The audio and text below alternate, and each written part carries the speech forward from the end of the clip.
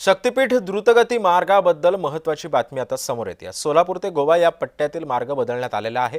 शक्तीपीठमुळे नागपूर ते गोवा हा 18 तासांचा प्रवास केवळ 8 तासांमध्ये पूर्ण करता येणार आहे।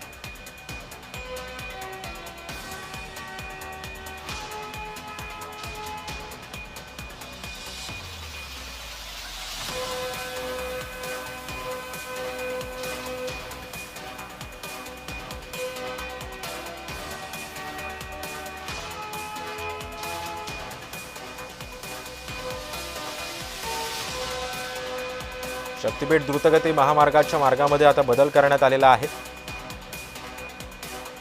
सोलापूर ते गोवा पट्ट्यातील मार्गामध्ये सध्या बदल करण्यात आले।